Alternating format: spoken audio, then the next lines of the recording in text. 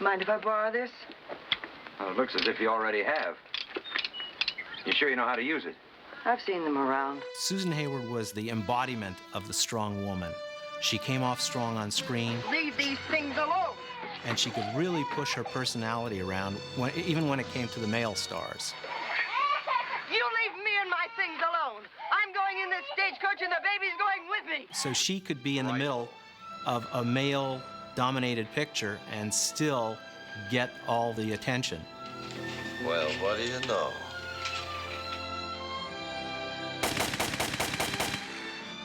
Susan Hayward was feisty. I think that was the word that everyone always used of her. She was a strong woman, and she wasn't content with just being a romantic, pretty thing. You followed me, didn't you? Well, if you want to know where you are or where you're going, you come to me. And you can tell that to the others, too. You can tell them that without me, they're nowhere. Without me, they're lost. And when you're lost in this country, mister, you're dead. Her real name was Edith Merida. She was born in Flatbush, Brooklyn. Her father worked for the Interborough Rapid Transit System, and she knew very early in the game that she wanted to get out of Brooklyn. She came to Hollywood in 1937 on a wave of would-be Scarlett O'Haras. She tested for Scarlett O'Hara, was even seriously considered, and then she picked up a contract first with Warner's, then with Paramount. Appeared not to be getting anywhere, but film by film, she climbed. What are you doing? I'm taking this room. I'm sorry, this is mine. Not tonight, it isn't. When Susan Hayward made Rawhide, she was at a pivotal point in her career. She had been under contract to Walter Wanger, and because Wanger needed money to complete another picture, he sold her contract to Darryl Zanuck for $200,000. Pops apparently thinks you're pretty good. Now, Hayward went to Fox, earning $5,000 a week for 40 weeks a year, and Hayward very quickly became the #1 female star at 20th Century Fox because of her ability to project this strong, single-minded woman. If you went to see a Susan Hayward picture, it was like going to see a Joan Crawford picture. You felt you knew in advance what you were going to get. What are you afraid of, coyotes? Yeah, the kind with boots on. Susan Hayward was a feisty person in real life.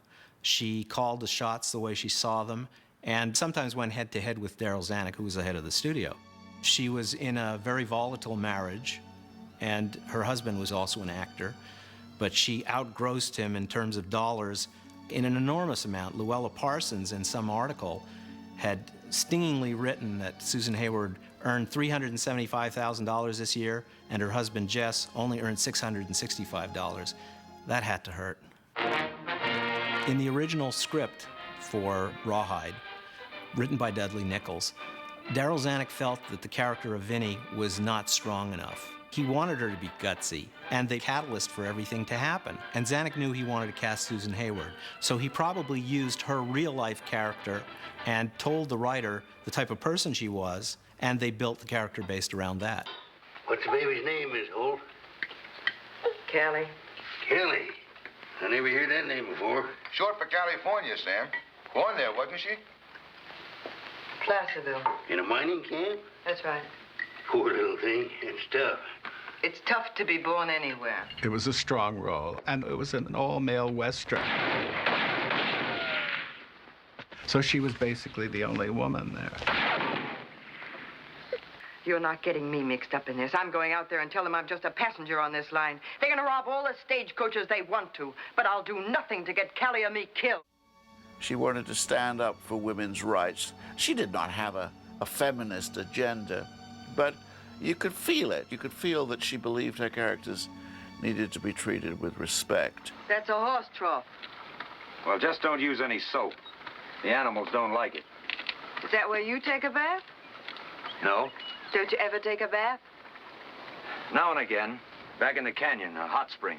That's more like it. There was one scene where she came out of the stagecoach and she was going towards the station house, and this man from Broadway, a very important actor from Broadway, Everett Sloane, was supposed to go after her and tackle her. Well, he tackled her all right, and he knocked her down so hard that she really felt it. And she got up, just glared at him, and walked away. The next morning, he was out of a job. He was replaced with Jack Elam.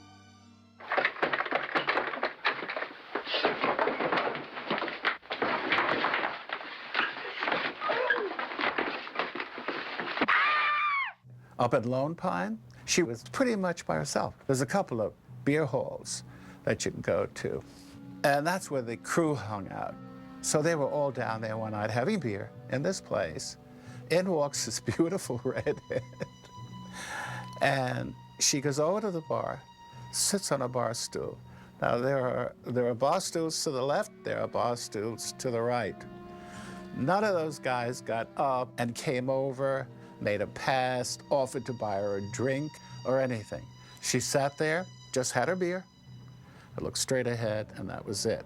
Buck Hall, who was on the crew, told me that they wouldn't dare. She was unapproachable.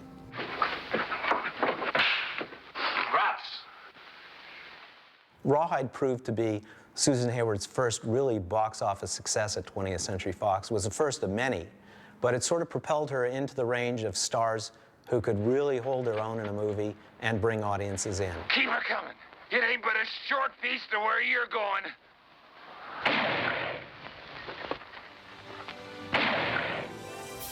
She wanted to be individual. And I think she left that stamp. She's not forgotten.